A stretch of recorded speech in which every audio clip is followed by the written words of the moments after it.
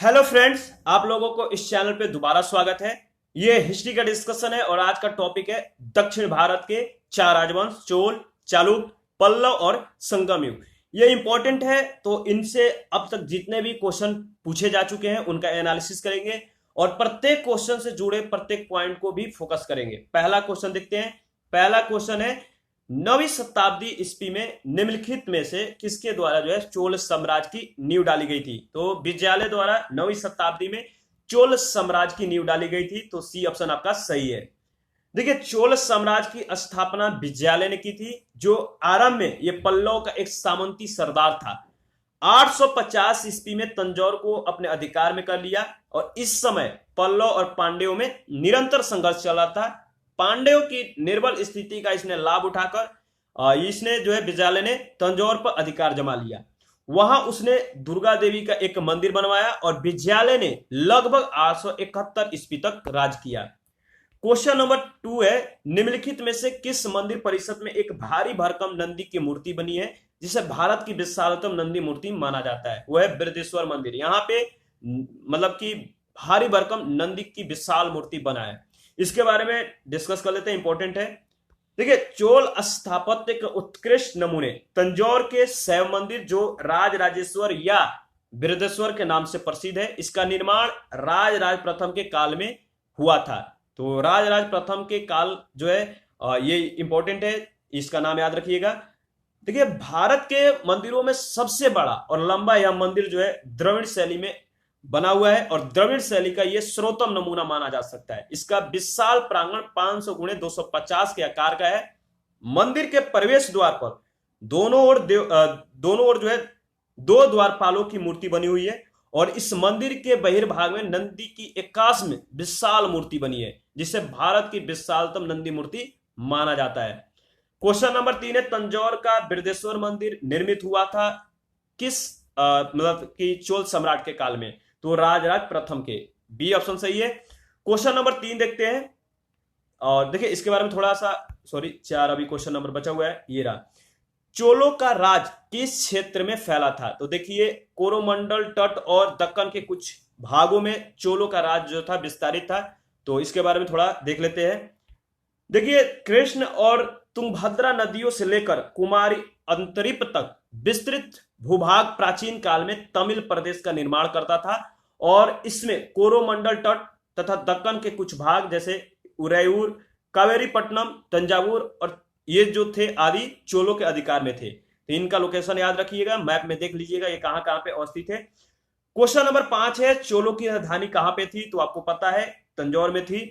प्रश्नगत विकल्पों में अगर बात करें तो चोलों की राजधानी तंजौर थी और इसके बावजूद भी कुछ इंफॉर्मेशन है उसको जानना इंपॉर्टेंट है। इसके अतिरिक्त देखिए, गंगैकोंड चोलपुरम भी चोलों की राजधानी बनी थी और संगम काल में चोलों की राजधानी उरैयूर थी। तो इसका भी आपको नाम याद रखना है। क्वेश्चन नंबर जो 6 है, निम्नलिखित में से कौन चोल प्रशासन की विशेषता थी। वह है आपका ग्राम प्रशासन की स्वायत्ता। बी ऑप्शन सही है। देखिए, चोल शासन की सबसे उल्लेखनीय विशेषता यह है कि वह असाधारण शक्ति तथा क्षमता मतलब है चोलों की, जो स्वायत्त शासी ग्रामीण संस्थाओं के संचालन में परिलक्षित होती है। इस काल में स्वायत्त शासन पूर्णतः ग्रामों में ही क्रियान्वित किया गया है। क्वेश्चन नंबर 7 है, चोल युग प्रसिद्ध था निम्न के लिए। तो ग्रामीण सभाओं के लिए। बी ऑप्शन आपका सही है। नेक्स्ट क्वेश्चन देखते हैं। क्वेश्चन नंबर 8 है, किस दक्षिण भारतीय राज्य में उत्तम ग्राम प्रशासन था। तो आपको पता है चोलों में यहां पे जो था इस समय में, इस काल में, इस राज्य में जो था उत्तम ग्राम प्रशासन था। तो सी ऑप्शन सही है। नेक्स्ट 9 नंबर क्वेश्चन देखते हैं। देखिए, 9 नंबर में है कि कुशल ग्रामीण प्रशासन के लिए प्रसिद्ध राजवंश था। सेम क्वेश्चन है, चोल था। ए ऑप्शन सही है। और इसके बाद क्वेश्चन नंबर 10 है, चोलों के अधीन ग्राम प्रशासन के बहुत से ब्यौरे जिन शिलालेखों में हैं वो कहां हैं। वे जो देखिए मतलब कि प्रशासन, ग्राम प्रशासन के बहुत से ब्यौरे जो चोलों के अधीन है, जिन शिलालेखों में है वो आपका उत्तर मेरूर में है। डी ऑप्शन सही है। चोलों के अधीन ग्राम प्रशासन में ग्राम सभा की कार्यकारिणी समितियां इसकी कार्य प्रणाली का विस्तृत विवरण उत्तर मेरूर में प्राप्त लेखों के माध्यम से ज्ञात होता है। प्रत्येक ग्राम में अपनी सभा होती थी जो प्रायः केंद्रीय नियंत्रण से मुक्त होकर स्वतंत्र रूप से ग्राम प्रशासन का संचालन करती थी। 11 नंबर क्वेश्चन है, चोल शासकों के शासनकाल में निम्नलिखित में से कौन सा वारियम उद्यान प्रशासन का कार्य देखता था? वो था आपका टोटवारियम। सी ऑप्शन सही है। और इसके बारे में और भी इंफॉर्मेशन है, देख लेते हैं। ठीक है, चोलकालीन गांवों की गतिविधियों की देखरेख और मतलब कि इनकी देखरेख के लिए एक कार्यकारिणी समिति की व्यवस्था की गई थी, जिसे हम वारियम कहते हैं। उद्यान प्रशासन को इसकी देखरेख करने वाला जो समिति था टोटवारियम था, जबकि संवत्सर वारियम जो है ये वार्षिक समिति थी, एरी वारियम तालाब समिति थी और पोन वारियम स्वर्ण समिति थी। इन समितियों का नाम याद रखिएगा। 12 नंबर क्वेश्चन है, दो स्टेटमेंट है। पहला है कि चोलों ने पांड्य और चेर शासकों को जो है पराजित कर प्रायद्वीपीय भारत पर प्रारंभिक मध्यकालीन समय में अपना प्रभुत्व स्थापित किया था। दूसरा है, चोलों ने दक्षिण पूर्वी एशिया के शैलेंद्र सम्राट के विरुद्ध सैन्य चढ़ाई की तथा कुछ क्षेत्रों को जीत लिया। तो बताइए कौन सा स्टेटमेंट सही है? तो देखिए दोनों स्टेटमेंट सही है। इसके बारे में भी डिस्कस कर लेते हैं। देखिए, दक्षिण देश में चोल आधिपत्य की स्थापना वस्तुतः प्रांतक प्रथम ने की थी। उसने मदुरा के पांडे राजा को जो है हराकर मदुरै कोंड उपाधि धारण की। राजराज प्रथम ने सर्वप्रथम चेरों की नौसेना को कंडलूर में परास्त किया। राजराज प्रथम और उसके पुत्र राजेंद्र प्रथम ने दक्षिण पूर्वी एशिया के शैलेंद्र साम्राज्य के विरुद्ध सैन्य चढ़ाई की, कुछ क्षेत्रों को जीता भी, अतः दोनों कथन सही है। 13 नंबर क्वेश्चन है, चोल काल में निर्मित नटराज की कांस्य प्रतिमाओं की देवाकृति प्राय जो है वो किस प्रकार का है? तो वो है चतुर्भुज। सी ऑप्शन सही है। और जो नटराज की कांस्य प्रतिमा है वो इंपॉर्टेंट है, तो इसके बारे में थोड़ा डिस्कस कर लेते हैं। चोल कलाओं ने तक्षण काल में भी जो है सफलता प्राप्त की।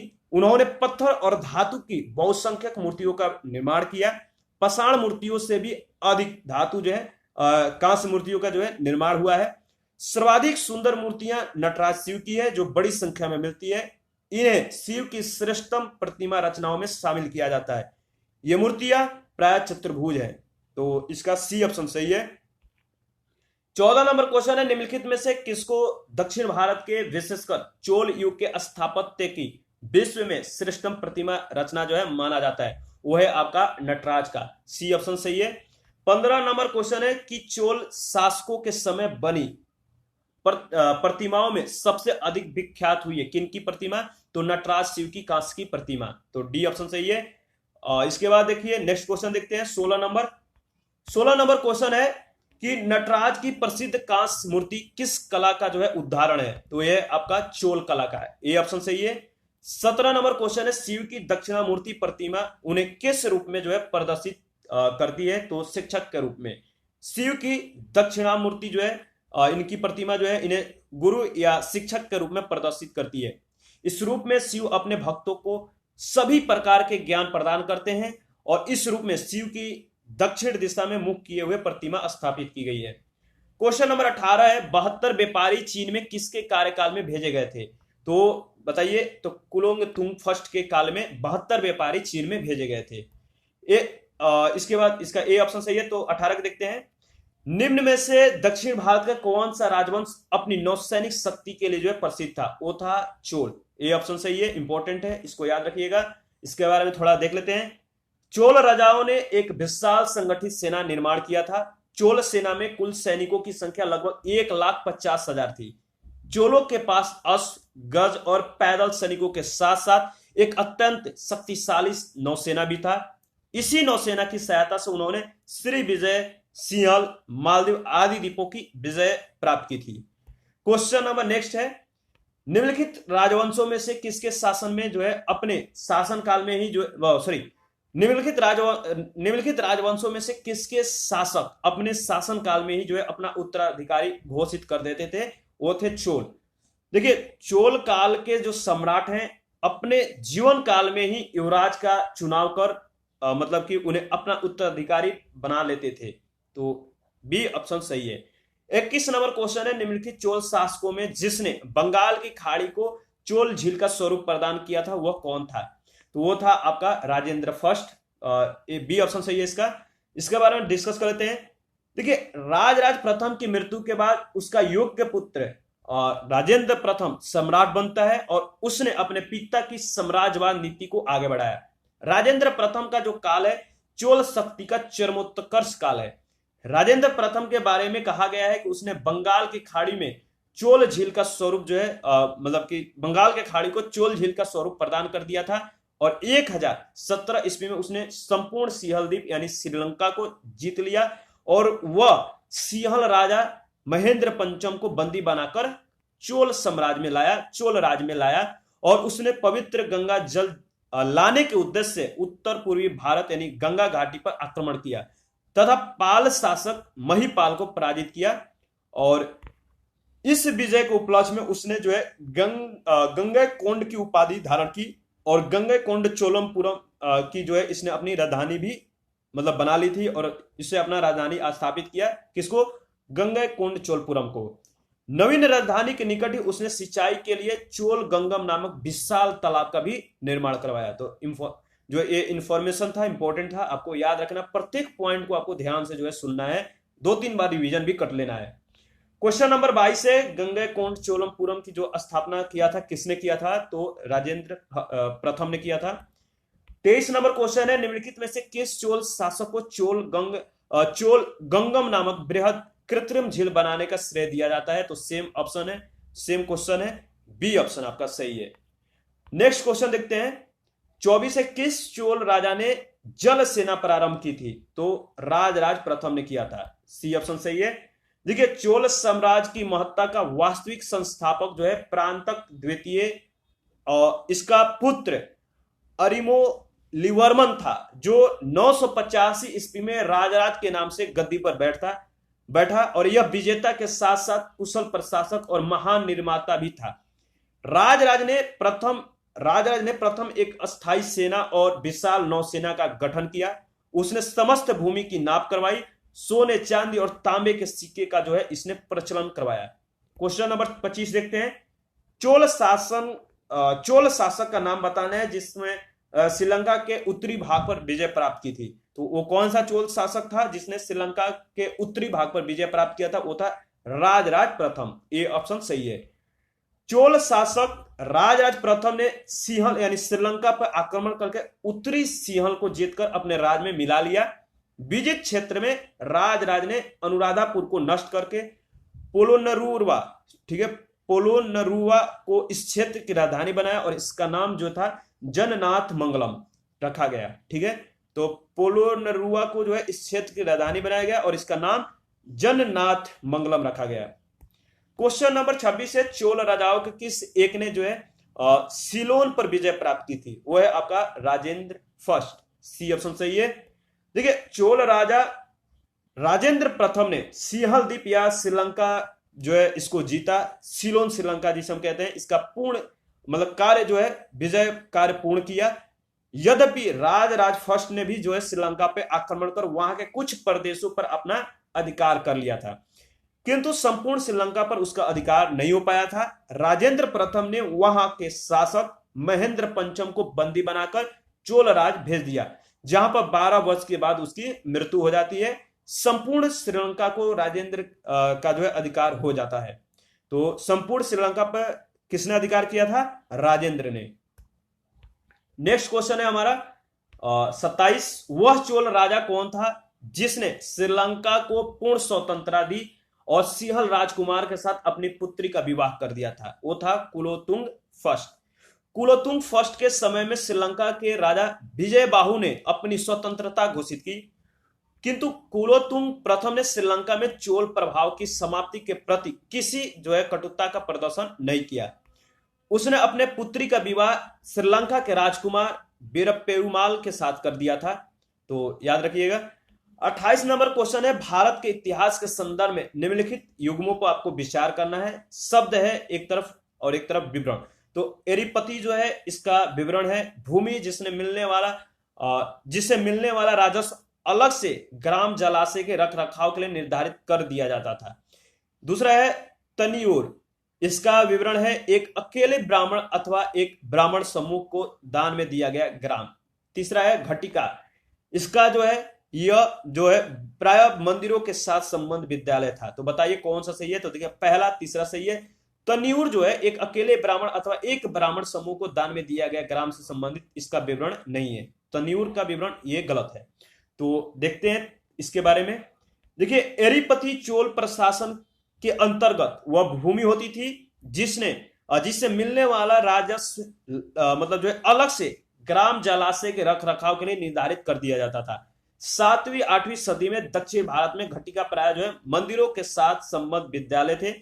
चोलकालीन स्थानीय प्रशासन में बड़े नगरों में अलग कुरम यानी ग्राम संघ जो है गठित किए जाते थे, जिन्हें हम तनिऊर या तकुरम जो है कहा जाता था। क्वेश्चन नंबर 29 है, प्राचीन भारत का निम्नलिखित में से कौन सा महत्वपूर्ण व्यापार केंद्र उस व्यापार मार्ग पर था जो कल्याण को जो है बेंगी से जोड़ता था? तो वह है आपका तग्गर। तग्गर जो है प्राचीन भारत का एक महत्वपूर्ण व्यापारिक केंद्र था। यह कल्याण तथा बेंगी के मध्य स्थित था। क्वेश्चन नंबर 30 देखते हैं।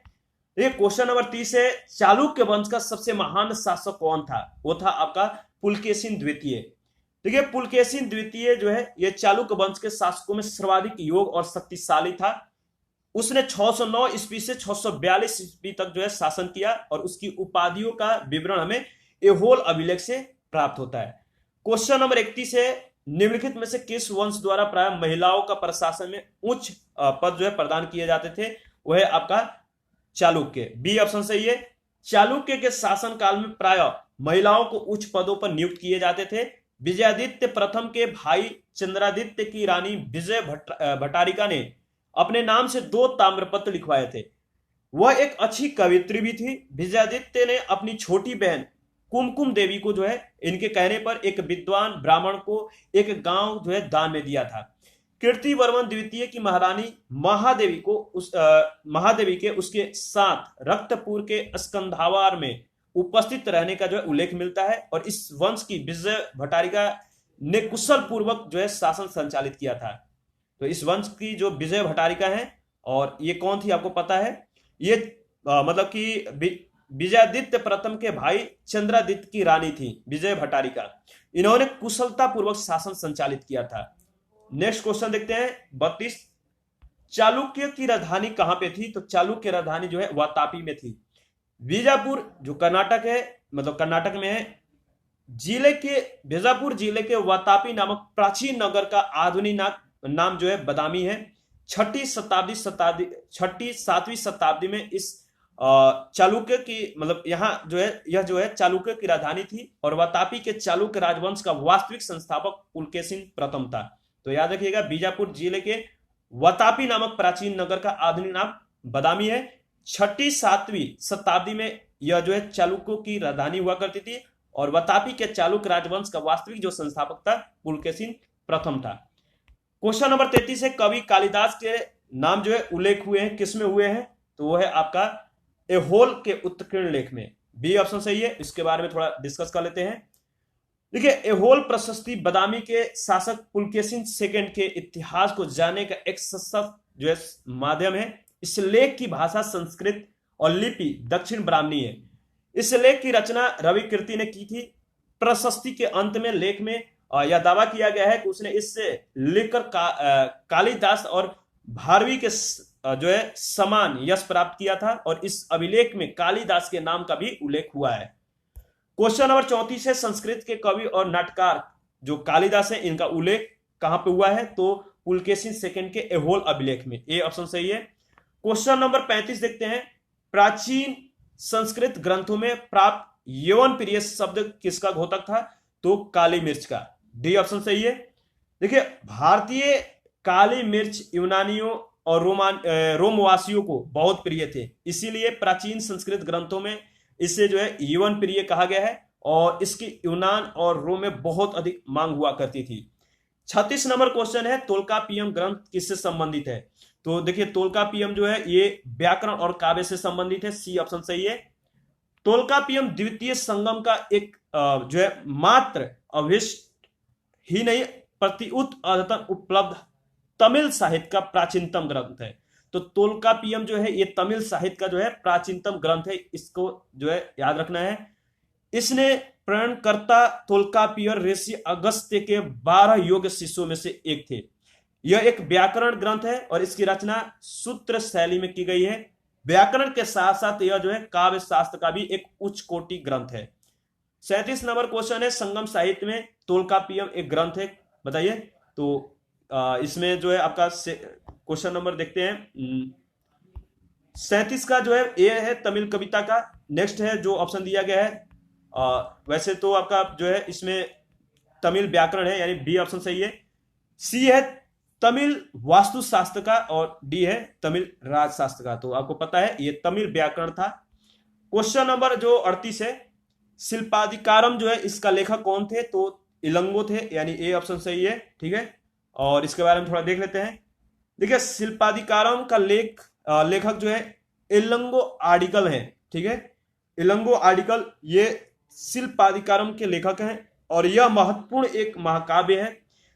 इसका लेखक चोल नरेश, ठीक है। इसका लेखक जो है चोल नरेश परिकाल का जो है पौत्र थे। इस ग्रंथ में पुहार या कावेरी पत्तनम के एक धनाढ्य व्यापारी के पुत्र जो है कमलन का और उसकी अति सुंदर किंतु दुर्भाग्यशालिनी पत्नी कन्नगी से संबंधित दुख और मार्मिक कथा का जो है वर्णन किया गया। तो दुख और मार्मिक कथा का यह वर्णन है किनका? धनाढ्य व्यापारी थे कावेरी पत्तनम के, उनका नाम था मतलब ये पुत्र थे कोवलन थे और उसकी एक अति सुंदर किंतु दुर्भाग्यशालिनी पत्नी थी कन्नगी। इनके दुख और मार्मिक कथा का इसमें जो है वर्णन किया गया है। 39 में आपको मिलान करना है। तो तिरुकुल का जो संबंध है वो है आपका दर्शन से, तोल्काप्पियम एक व्याकरण है, शिल्पाधिकारम प्रेम कथा है और मणिमेकले जो है ये वणिक कथा है। तो याद रखना है आपको। क्वेश्चन नंबर 40 देखते हैं। 40 में आपको जो क्वेश्चन पूछा गया है, ईसा की प्रारंभिक शताब्दी में भारत और रोम के बीच घनिष्ठ व्यापारिक संबंध की सूचना किस पुरा स्थल की खुदाई से प्राप्त होता है? तो बताइए। तो देखिए इसमें जो है आपका डी ऑप्शन सही है, अरिकामेडु जो है इससे यहाँ पे जो है मतलब कि व्यापारिक संबंधों की सूचना की पूरा स्थल की खुदाई से जो है मतलब कि कह सकते हैं कि इसकी विवरण यहाँ पर मिलता है अरिकामेडु में। तो डी ऑप्शन सही है। देखिए अरिकामेडु पूरी तट पर पांडिचेरी से 3 किलोमीटर दक्षिण में उष्ण कटिबंधीय कोरोमंडल तट पर स्थित है। पेरीप्लस में इसे पोडुके कहा गया है और यहाँ इसकी मतलब यहाँ जो है ईसा की प्रारंभिक शताब्दी में रोमन बस्ती की अवस्थिति मानी जाती है। यहां से प्राप्त अवशेषों में कई रोमन वस्तुएं प्राप्त हुई हैं, जिनमें शराब के 2 हत्थे कलश, रोमन लैंप, रोमन ग्लास आदि प्रमुख हैं। यहां से न केवल भारतीय माल यथा मणिया, मोती, मलमल, सुगंधित पदार्थ, ईंट, मसाले, रेशम जो है लादा जाता था, अपितु रोम वासियों की रुचि और नमूने के अनुसार भी जो है माल निर्माण कर जो है रोम भेजा जाता था। क्वेश्चन नंबर 41 देखते हैं। निम्नलिखित में से कौन सा बंदरगाह जो है पोडुके नाम से दी पेरीप्लस ऑफ द इरेथ्रियन सी के लेखक को जो है ज्ञात था? वो है आपका अरिकामेडु, ए ऑप्शन सही है। 42 नंबर क्वेश्चन है, रोमन बस्ती कहां से प्राप्त हुई है? तो ये अरिकामेडु से प्राप्त हुई है, बी ऑप्शन सही है। 42 नंबर क्वेश्चन के बाद जो 43 है उसको देखते हैं। एम्फोरा जार होता है एक, क्या होता है? तो एम्फोरा जार जो होता है एक लंबा और दोनों तरफ हत्थेदार जार होता है, ठीक है। यानी ये लंबे होते हैं सुराही टाइप की और इनके दोनों तरफ जो है पकड़ने के लिए जो है हत्थेदार बने होते हैं, हत्थे बने होते हैं। क्वेश्चन नंबर जो है नेक्स्ट देखते हैं 44। निम्नलिखित राजवंशों में किसका उल्लेख संगम साहित्य में नहीं हुआ है? वो है कदम। तो ए ऑप्शन सही है। संगम साहित्य में केवल चोल, चेर और पांड्य राज्यों का उद्भव और विकास का विवरण प्राप्त होता है। इन राज्यों के विविध राजाओं के जो है शासनकाल का स्पष्ट निर्धारण संभव न होने पर भी संगम साहित्य से कृष्णा नदी के दक्षिण में सुदूर प्रायद्वीप तक राजनीतिक गतिविधियों पर पर्याप्त प्रकाश पड़ता है। कदम्ब या अन्य किसी राजवंश का उल्लेख संगम साहित्य में नहीं हुआ है। क्वेश्चन नंबर 45 है। निम्नलिखित में से कौन सा तमिल देश के संगम युग का राजवंश नहीं था? वह है आपका पल्लव, यानी सी ऑप्शन सही है। देखिए 46 नंबर क्वेश्चन देखते हैं। धार्मिक कविताओं का संकलन कुरल किस भाषा में है? यह है तमिल में, बी ऑप्शन सही है। और इसके बारे में थोड़ा देख लेते हैं। देखिए कुरल जो है ये तमिल साहित्य का बाइबिल और लघु वेद मान सकते हैं। इसे मुपाल भी कहा जाता है। इसकी रचना सुप्रसिद्ध कवि तिरुवल्लुवर ने की थी और अनुश्रुतियों के अनुसार तिरुवल्लुवर ब्रह्मा के अवतार थे। 47 नंबर क्वेश्चन है, निम्नलिखित तमिल ग्रंथों में से किसे जो है लघु वेद की संज्ञा दी गई है? तो आपको पता है, सेम क्वेश्चन है, बताइए कौन है वो है कुरल, डी ऑप्शन सही है। 48 नंबर क्वेश्चन है, निम्नलिखित में कौन जो है तमिल रामायण या रामावतारम का लेखक था? वो था आपका कंबन। कंबन ने 12वीं शताब्दी में जो है तमिल रामायण या रामावतारम की रचना तमिल भाषा में की थी। क्वेश्चन नंबर 49 है, मध्यकालीन भारत के सांस्कृतिक इतिहास के संदर्भ में आपको कुछ कथन दिए गए हैं जिस पर विचार करना है। पहला है, तमिल क्षेत्र के सिद्ध यानी सितर जो है एकेश्वरवादी थे और मूर्ति पूजा की निंदा करते थे। दूसरा स्टेटमेंट है, कन्नड़ क्षेत्र के लिंगायत पुनर्जन्म के सिद्धांत पे प्रश्न चिन्ह लगाते थे तथा जाति अधिक्रम को जो है अस्वीकार करते थे। तो बताइए कौन सा सही है? तो देखिए इसमें जो है पहला दूसरा दोनों सही है और इसके बारे में डिस्कस कर लेते हैं। तमिल क्षेत्र के जो सिद्ध एकेश्वरवादी थे और ये मूर्ति पूजा की जो है निंदा किया करते थे। लिंगायतों ने जाति की अवधारणा और कुछ समुदायों के दूषित होने की ब्राह्मणीय अवधारणा पर विरोध किया।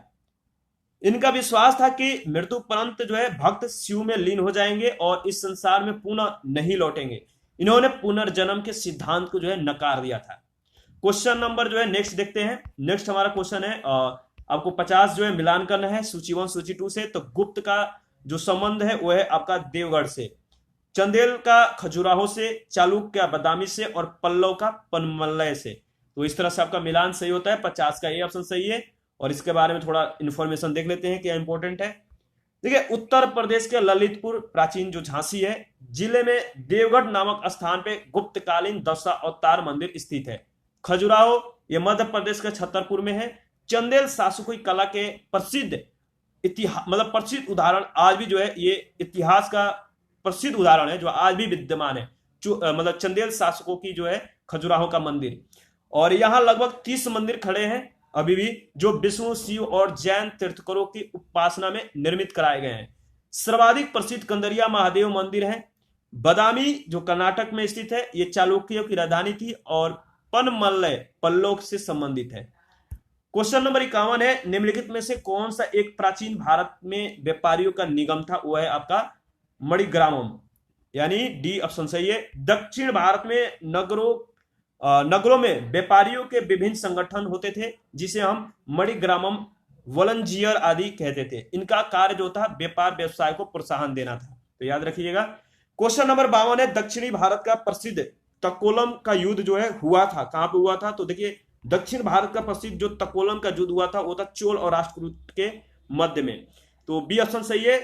प्रांतक फर्स्ट के अंतिम दिनों में जो है राष्ट्रकूट शासक कृष्ण थर्ड थे, पश्चिमी गंगो बुतुक जो सेकंड है, इनकी सहायता से तकोलम के युद्ध में जो है चोलों को परास्त किया, तंजौर पर अधिकार किया। कृष्ण थर्ड ने इस उपलक्ष्य में तंजौर को जो है उपाधि धारण की थी। तो इनके उपलक्ष्य में कृष्ण थर्ड ने जो है कौन सी उपाधि धारण की थी? क्वेश्चन इंपॉर्टेंट है। तंजौर इनकी उपाधि इन्होंने धारण किया। इस तरह से आपको जो है इंफॉर्मेशन को याद रखना है। नेक्स्ट हमारा क्वेश्चन है 53, चोल साम्राज्य को अंततः किसने जो है समाप्त किया? तो मलिक काफूर ने, यानी डी ऑप्शन आपका सही है। इसके बारे में थोड़ा डिस्कस करते हैं। चोल साम्राज्य को अंततः अलाउद्दीन खिलजी के सेना नायक था मलिक काफूर, इसने दक्षिण विजय के दौरान जो है समाप्त किया था। और इसका स्पष्ट विवरण जो है अमीर खुसरो की प्रसिद्ध कृति खजाइन उल फुतूह में प्राप्त होता है। तो अमीर खुसरो का जो प्रसिद्ध कृति है खजाइन उल फुतूह, किनका कृति है ये इंपॉर्टेंट है। इस तरह से आपको क्वेश्चन पूछा जा सकता है। और चोल साम्राज्य के अंततः जो है अलाउद्दीन खिलजी के सेनानायक मलिक काफूर ने अपनी दक्षिण विजय के दौरान समाप्त कर दिया था, उसका अंत किया था, याद रखिएगा। 54 नंबर क्वेश्चन है, संगम युग में उरैयूर जो है किसके लिए विख्यात था? तो जो उरैयूर है ये आपको कपास के व्यापार का महत्वपूर्ण केंद्र था, यानी बी ऑप्शन सही है। ठीक है। तमिलनाडु के तिरुचिरापल्ली में कावेरी नदी के तट पर अवस्थित उरैयूर संगम कालीन का ये जो है महत्वपूर्ण नगर है और यह कारी और वराणम नामों से भी प्रसिद्ध है। संगम युग में उरैयूर सूती वस्त्रों का बहुत बड़ा जो था ये प्रसिद्ध केंद्र था और इसका विवरण पेरिप्लस ऑफ द इरेथ्रियम सी में जो है मिलता है। 55 नंबर क्वेश्चन है, पांड्य राज का जो जीवन पांड्य राज की जीवन रेखा जो थी वो कौन सी नदी थी? तो पांड्य राज की जो जीवन रेखा नदी थी वो थी आपका वेंगी। पांड्य राज की जीवन रेखा जो नदी थी वो वेंगी नदी थी। यह नदी कंडन मणिकनियूर यानी पश्चिमी घाट में मदुरा के समीप तमिलनाडु से निकलती थी। पांड्य राज कावेरी के दक्षिण में स्थित था और इसमें आधुनिक मदुरा और तिरुनेलवेली के जिले और त्रावणकोर का कुछ भाग भी शामिल था। इसकी राजधानी मदुरा थी। वेंगी नदी वाला प्रदेश जो है अपनी उर्वरता के लिए अत्यधिक प्रसिद्ध था। 56 नंबर क्वेश्चन है, निम्नलिखित में से कौन से जो है संगम पत्तन पश्चिमी तट पर अवस्थित थे? नीचे दिए कूट में आपको सही उत्तर चुनना है। तो देखिए पहला है जो है कोरकाय पुहार, तीसरा है टोंडी और चौथा है मुसरी। तो बताइए ए बी सी और डी इन तीनों में चारों में से ऑप्शन जो है आपका कौन सा सही है? तो देखिए तीसरा चौथा सही है। एक अज्ञात ग्रीक नाविक द्वारा रचित पुस्तक पेरिप्लस ऑफ द इरेथ्रियन सी में प्राचीन काल के विभिन्न बंदरगाहों की सूची मिलती है। इसमें नौरा, तोंडी, मुसरी और नेलिसंडा जो है पश्चिमी तट के प्रमुख बंदरगाह थे। तो ये दक्षिणी भारत के ये सारे मतलब कि बंदरगाह थे। तो थोड़ा नाम उसी तरह है, तमिल टाइप का है, तो याद रखिएगा। नौरा, तोंडी, मुसिरी और नेलिसंडा जो है ये पश्चिमी तट के प्रमुख बंदरगाह थे। नेक्स्ट है संगम कालीन साहित्य में कौन को एवं मनन किसके लिए प्रयुक्त होते थे? तो ये तो राजा के लिए प्रसिद्ध मतलब प्रयुक्त होता था। डी ऑप्शन सही है। संगम कालीन साहित्य में कौन को और मनन जो है ये शब्द राजा के लिए प्रयुक्त किया जाता है। तृतीय संगम कहां पे हुआ था? तो देखिए 58 नंबर क्वेश्चन है, तो ये मदुरई में हुआ था। संगम का देखिए तात्पर्य जो होता है कवियों की गोष्ठी होता है और इन गोष्ठियों यानी संगमों में कवियों द्वारा रचा गया साहित्य संगम साहित्य कहलाता है। संगम युग में दक्षिण भारत में पांड्य राजाओं के संरक्षण में 3 संगम आयोजित किए गए थे। इन तीनों संगमों के बारे में थोड़ा इंफॉर्मेशन कलेक्ट कर लेते हैं। प्रथम संगम का जो स्थान है और यह मदुरई और इनका अध्यक्षता जो किए थे किसने किया था? स्थान आपको याद रखना है मदुरई और अध्यक्षता अगस्त ऋषि ने किया था। द्वितीय जो संगम हुआ था उसका स्थान है आपका कपाटपुरम जो है अल्लेवाई और अध्यक्षता किसने किया था? तो अगस्त ऋषि ने किया था। तीसरी जो संगम मतलब साहित्य का जो तीसरी संगम साहित्य जो हुआ था वो हुआ था आपका मदुरई में और इसकी अध्यक्षता किसने किया था? नकीरर ने किया था। तो इस तरह से आपको याद रखना है। 59 नंबर क्वेश्चन है, किस ऋषि के बारे में कहा जाता है कि उन्होंने दक्षिण भारत का आर्यकरण किया और उन्हें आर्य बनाया? ये अगस्त ऋषि के बारे में इंफॉर्मेशन है। दक्षिण भारत के आर्यकरण का श्रेय जो है महर्षि अगस्त को दिया जाता है और इनका जन्म काशी में हुआ था। देवताओं के अनुरोध पर इन्होंने काशी छोड़कर दक्षिण की यात्रा की और बाद में वहीं पर ये बस गए थे। इन्हें तमिल साहित्य का जनक के रूप में भी जाना जाता है। क्वेश्चन नंबर हमारा जो 60 है वो आपको मिलान करना है। तो देखिए चालुक्य का संबंध है बदामी से, पल्लव का कांचीपुरम से, हर्ष का देखिए जो संबंध है कनौज से और पांडे का मदुरई से। तो इस तरह से आपका मिलान 60 का ए ऑप्शन सही है। चालुक्य की राजधानी जो है वो बदामी थी। पुलकेशिन सेकंड बदामी के चालुक्य का सबसे प्रतापी राजा था। रवि कीर्ति द्वारा रचित एहोल प्रशस्ति से पुलकेशिन द्वितीय का विस्तृत इतिहास जो है इसमें ज्ञात होता है। पल्लव की राजधानी कांचीपुरम थी। हर्ष ने अपनी बहन राजश्री के साथ संयुक्त रूप से कनौज पर शासन किया और पांड्यों की राजधानी जो थी मदुरई थी। 61 नंबर क्वेश्चन है, निम्न में से किस चीनी यात्री ने चालुक्य के शासनकाल में जो है चीन एवं भारत के संबंधों का विवरण दिया है? वो है आपका मातवालीन, यानी डी ऑप्शन सही है। मातवालीन नामक चीनी यात्री ने चालुक्य के शासनकाल में चीन और भारत के संबंधों का जो है विवरण दिया है। 62 नंबर क्वेश्चन देखते हैं, किस राजवंश ने उत्तर भारत पर जो है शासन नहीं किया है? तो बताइए कौन वो राजवंश है जो उत्तर भारत पर शासन नहीं किया है? वो है आपका चालुक्य, ए ऑप्शन सही है। देखिए दिए गए विकल्प में अगर बात करें तो चालुक्य वंश ने उत्तर भारत पर शासन नहीं किया है। इसका शासन मुख्यतः कहां पे था? दक्कन और दक्षिण भारत में केंद्रित था। इनकी राजधानी बदामी जो बताबी थी। पुलकेशिन द्वितीय बदामी के चालुक्य वंश का सर्वप्रथम शासक था जिसने हर्षवर्धन को पराजित किया था। इनके अतिरिक्त चालुक्य की कुछ छोटी शाखाएं भी थी जिसमें सबसे महत्वपूर्ण जो थे कल्याणी के चालुक्य थे। इस तरह से ए ऑप्शन आपका सही है। नेक्स्ट क्वेश्चन देखते हैं। नेक्स्ट क्वेश्चन है हमारा 63, कदम्ब राजाओं की राजधानी कहां पे थी? तो देखिए कदम्ब राजाओं की जो राजधानी थी वनवासी थी। बी ऑप्शन सही है। कदम्ब राजाओं की राजधानी वनवासी थी। इस राजवंश यानी कदम्ब की स्थापना जो है मयूर शर्मन ने की थी। कदम्ब राज के पुलकेशिन सेकंड ने अपने राज में इसे मिला लिया था। उल्लेखनीय है कि तंजौर चोलों की, कांची पल्लव की और बादामी चालुक्य की राजधानी थी। इन राजधानियों का नाम याद रखना है, बहुत बार क्वेश्चन पूछे जाते हैं। 64 नंबर क्वेश्चन है, दक्षिण भारत के किस वंश ने जो है किस वंश के राजा ने रोम राज्य में एक दूत 26 ईस्वी पूर्व में भेजा था? वो था पांडे। पांडे राजाओं ने जो है इन्होंने रोम राज्य में एक दूत जो है 26 ईस्वी पूर्व में भेजा था, और इनके बारे में देख लेते हैं। देखिए, दक्षिण भारत के पांडे वंश के राजा ने रोम राज्य में एक दूत 26 ईस्वी पूर्व में भेजा था। पांडे वंश के शासकों ने भारतीय इतिहास में सबसे लंबी अवधि यानी 200 ईस्वी पूर्व से 1378 ईस्वी तक भारत के दक्षिणी हिस्से पर शासन किया और इसकी राजधानी मदुरई थी। 65 नंबर क्वेश्चन है, मीनाक्षी मंदिर कहां पे स्थित है? तो देखिए, मीनाक्षी जो मंदिर है वो मदुरई में है, और इसके बारे में डिस्कस कर लेते हैं, इंपॉर्टेंट है, बहुत बार क्वेश्चन भी पूछे गए हैं। देखिए, 2-3 पॉइंट इंपॉर्टेंट है। जो मीनाक्षी मंदिर है ये मदुरई में है। मदुरई पांड्यों की राजधानी थी। संगम काल में प्रथम और तृतीय संगम यहीं आयोजित किए गए थे, जिनकी अध्यक्षता आचार्य अगस्त और नकीरर ने की थी। ये 4 पॉइंट आपको याद रखना है। मीनाक्षी मंदिर कहां पे स्थित है? तो आपको पता है मदुरई में है, सी ऑप्शन सही है।